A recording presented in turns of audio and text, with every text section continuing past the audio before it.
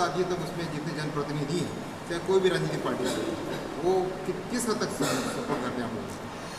आप सब देख ही रहे हैं, पेशा कानून का चर्चा भी बहुत ज़ोर शोर से चल रहा है छत्तीसगढ़ में। और सरकार बनने के पहले तत्कालिक पंचायत मंत्री, जो उस समय मंत्री नहीं थे, प्रतिपक्ष नेता थे टी.एस. सिंहदेव जी, उन्होंने पूरे अनुसूचित क्षेत्र में घूम घूम के पेशा कानून के बारे में सहमति लिया। और जब सरकार बनी तो उसके बाद भी 1 साल तक 25 जगह सभाएं लेकर पूरे आदिवासी समाज से प्रस्ताव लिए पेशा कानून का। लेकिन क्या ऐसी परिस्थितियाँ आ गई कि उसको इस्तीफ़ा देना पड़ा और पेशा कानून वो लागू नहीं कर सका। दौड़ धूप के बाद भूपेश सरकार ने 8 अगस्त को पेशा कानून लागू किया, लेकिन वो पेशा कानून पर्याप्त नहीं है, क्योंकि एक तो 25 साल बाद हमको तो स्वर्ण जयंती मनाना चाहिए, सर, सिल्वर जयंती पेशा कानून का, लेकिन अभी तक कानून ठीक से लागू नहीं है। मतलब आप सोच सकते हैं सरकार, केंद्र हो या राज्य, आदिवासी के बारे में कितना गंभीर है। कोई कानून पास हुआ, 25 साल हो गए और उसकी नियम न बनना, ये हमारे लिए दुर्भाग्य की बात है। और उसमें बड़ा दुर्भाग्य है कि हमारे जनप्रतिनिधि जो 75 साल से विधायक और सांसद बन रहे हैं, उन लोग पार्टीगत गुलामी के कारण न बोल पाते हैं, न कह पाते हैं, न पढ़ पाते हैं, मूक बधिर हो गए हैं। उसका खमियाजा पूरा आदिवासी समाज को भोगना पड़ रहा है। लेकिन अब अवसर आ गया है कि पूरे देश के आदिवासी एक मंच में जब 12 और 13 सितंबर को आएंगे तो अभी अपने अधिकारों का उलगुलान बहुत ज़ोरदार तरीके से करेंगे। और स्टेट गवर्नमेंट और सेंट्रल गवर्नमेंट को इस बारे में सोचना पड़ेगा। और हम लोग सामूहिक रूप से राज्यपाल, मुख्यमंत्री, राष्ट्रपति, प्रधानमंत्री को अपनी बात सामूहिक रूप में जाके देंगे, ऐसा हम लोगों का प्लान है। डी.एस. रावटे, कार्यकारी प्रदेश अध्यक्ष, सर्व आदिवासी समाज, छत्तीसगढ़।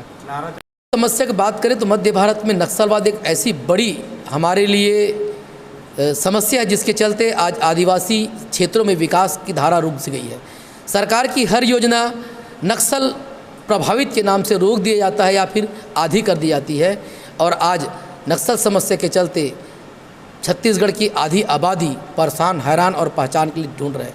निश्चित ही इस सम्मेलन में आदिवासी प्रताड़ना के साथ नक्सलवाद की समस्या पर एक बड़ी व्यापक चर्चा हुई राष्ट्रवाद के स्तर पर, और देश और प्रदेश के साथ जहां भी संभव हो सके फोरम तक हम इस बात को ले जाएंगे कि आदिवासियों के अस्तित्व बचाने के लिए नक्सल की समस्या समाधान होना बहुत जरूरी है।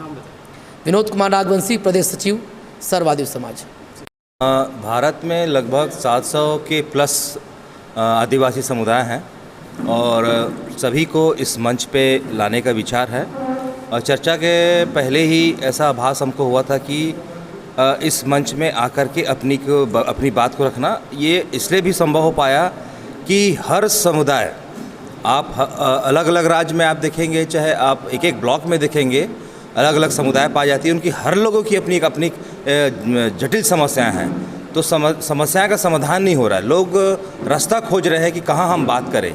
तो जब उनको ऐसा आभास हुआ, ऐसा जानकारी हुआ चर्चा के दौरान कि हम इस समस्या को हम छत्तीसगढ़ में करना चाहते हैं, तो एकदम स्वफुर्त लोगों ने अपनी सहमति दी है। और हम ऐसे आशान्वित हैं कि यहाँ 1.5 से 2 लाख लोगों की आबादी होगी 12 और 13 तारीख को।